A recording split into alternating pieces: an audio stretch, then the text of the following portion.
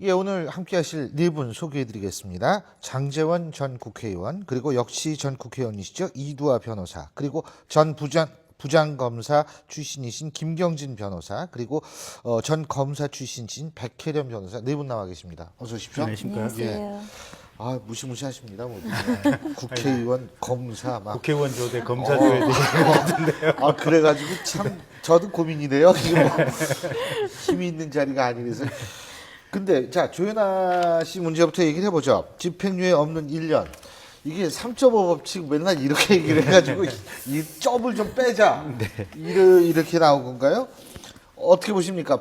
검사의 시각으로 적절한 판결이라고 보십니까? 이게 전 적절한 형량이 선고가 된 것 같아요. 예. 그러니까 이제 저는 애시당초 집행유예 선고될 가능성이 조금 더 높다라고 봤었거든요. 그러니까 어쨌든 이게 회항하는 과정에서 승객이 구체적으로 다치거나 뭐 항공기가 파손되거나 이런 점은 없었기 때문에 한 2달 정도 구금해서 뭔가 따끔한 개인적인 교훈을 주고 풀어줄 거다라고 생각을 했었는데, 이 재판하는 과정에서 여러 가지 지금 법정에 증인으로 나온 박창진 사무장이 이제 증언한 내용도 있고, 또 그 황제 접견 논란이 있었지 않습니까? 그러니까 구치소 내에 있으면서 본인이 접견실을 혼자 독차지하다 보니까 다른 여성 피의자들 변호인이 접견할 시간을 갖지 못했다라는 얘기가 언론에 보도되면서 그런 부분들이 아마 재판 양형에 상당히 좀 안 좋은 영향을 끼쳤던 것 같고, 그 다음에 또 한 가지가 최근에 이제 그 방송 패널로 나왔다가 지금 국회의원 된 김용남 의원 있지 않습니까? 네. 김용남 의원이 지금 그 이제 속칭 조현아 방지법이라고 하는 이제 이 법을 발의를 했었거든요.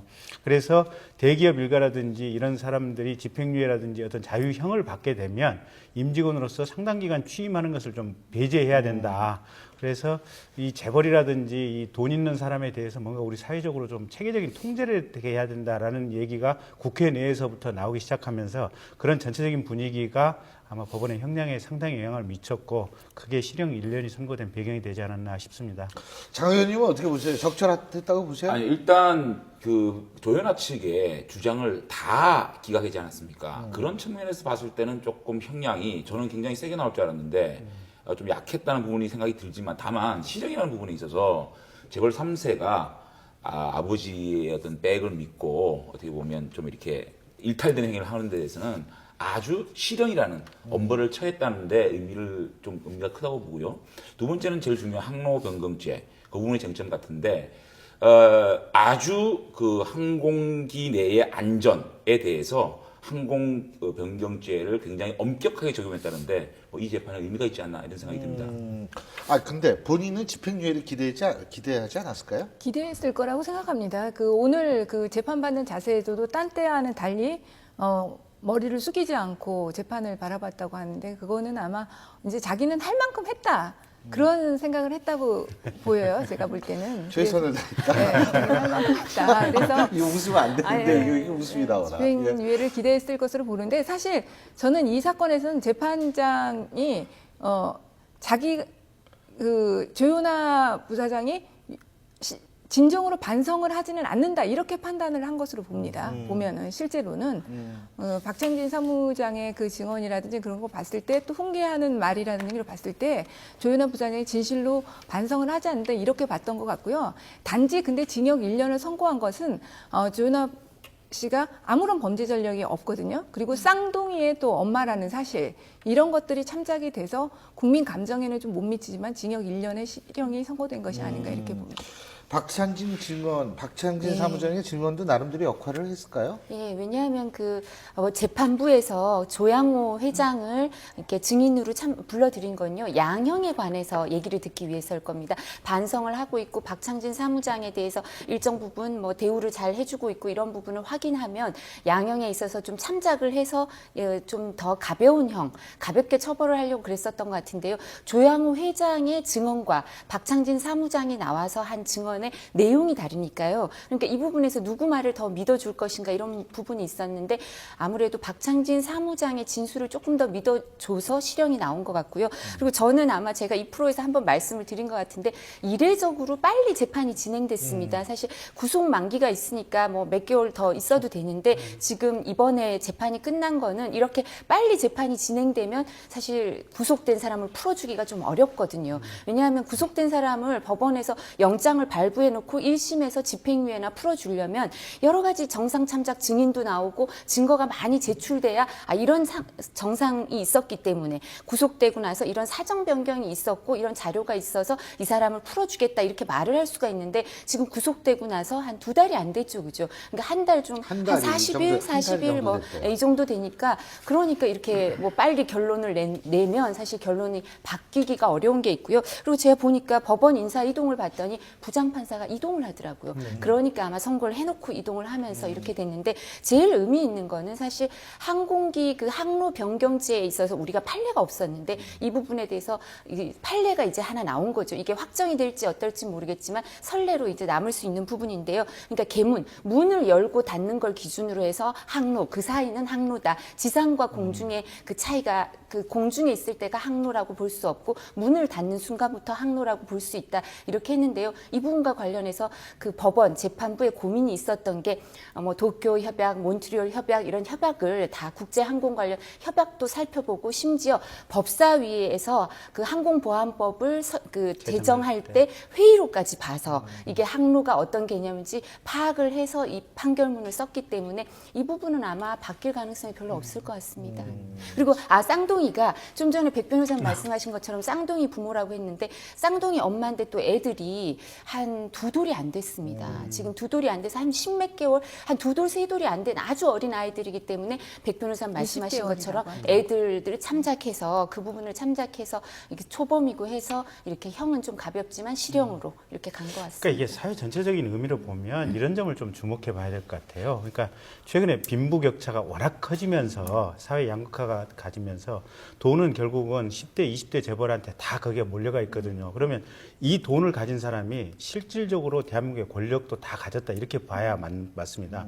그러니까 대통령도 우리가 매번 정치평론을 하지만 실제 한 3년차 넘어가면 레임덕에 걸리면서 대통령 권력이 아무것도 없는 사회가 되지 않습니까? 보면. 하지만 잡아들 권력은 다르죠. 예, 그렇습니다. 그러니까 대통령이 있다가 뭐 임기 3년차 이후부터는 힘도 없고 5년 끝나고 나면 사실은 그냥 평민으로 돌아가는 것이고 국회의원 역시 매번 선거에 이렇게 유념해야 되니까 실제 힘은 없고 국회의원 뭐 국정감사나 청문회 때 재벌 증인 하나 부르려면은 정말로 밑에 그 로비라든지 이런 것들 다 막아내고 불러야 되지 않습니까? 쉽지 않은 일 아니겠습니까?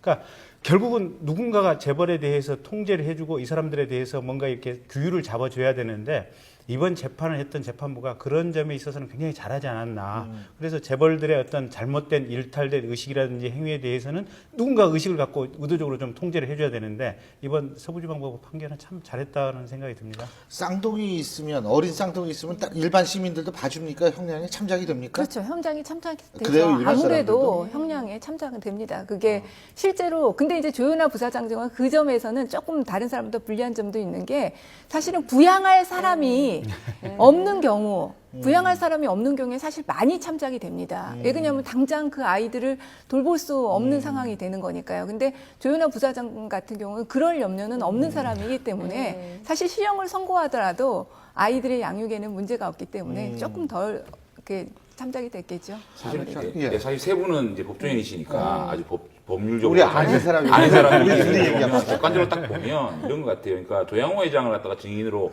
출석을 시켰잖아요. 네. 그런 걸 보면 진정하게 이 집안이 대한항공이라는 오너 집안이 반성하고 있느냐에 대해서 조양호 회장, 조현아 부사장 그 판사가 판단을 해서 진정한 반성은 별로 없다라는 판정 속에서 실형을 한 것으로 보여지고 두 번째 또 우리 김영희 변호사님 말씀하셨지만 가진 자나 힘이 있는 사람들에게 좀 더 사회적 책임을 더 묻는 그런 차원에서 실형을 이번에 선고한 건 이런 부분에 대해서 저는 좀 의미를 두고 싶습니다. 예, 지금 장 의원님이 진정한 반성이 없다. 근데 반성문을 7번이나 썼대요.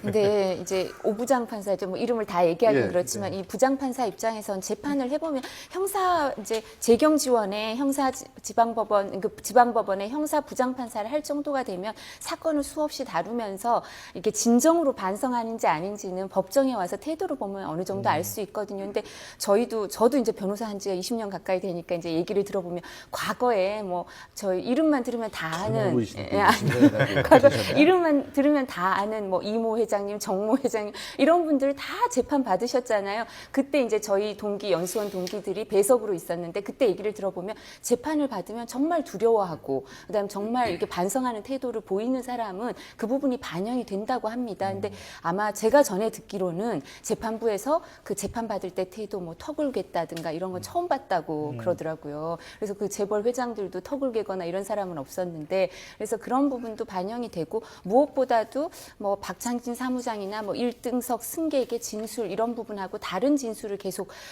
유지하는 거, 그러니까 그런 부분을 부인하고 그다음에 이 원인 제공을 한 게 그 승무원들 때문이다 이런 식으로 얘기를 한 게 좀 좋지 않게 영향을 미쳤던 것 같고요. 그리고 김 변호사님 말씀처럼 이런 부분이 아마 법을 만드는 데도 반영이 될 것 같습니다. 지금은 이제 금융기관, 금융 관련 회사에 있어서 그 이사진이나 대표이사로 취임할 때 이런 실형 선고, 그러니까 그 선고형 집행유예나 이런 선고형이 있고 사면 복권이 되기 전에 취임의 제한이 있거든요. 그렇지만 앞으로는 그런 금융기관 관련 그 회사뿐만 아니라 다른 계열 회사에 있어서도 이 대표이사나 이사로 취임하는데 좀 어려움이 있지 않을까, 그런 게 입법화가 좀 가속화되지 않을까 이런 생각이 듭니다. 그래서 사면 복권이 되기 전까지는 좀 어렵고 그리고 전반적으로 사면 복권이 좀 어려워지는 또 그런 식으로 가지 않을까. 재벌 회장들 사건도 그렇게 갈 것 같습니다. 대한항공은 이번 기회에 조금 자기네들 스스로 일단 사주 스스로 이게 제대로 하고 있는가 한번 돌아봐야 되고요.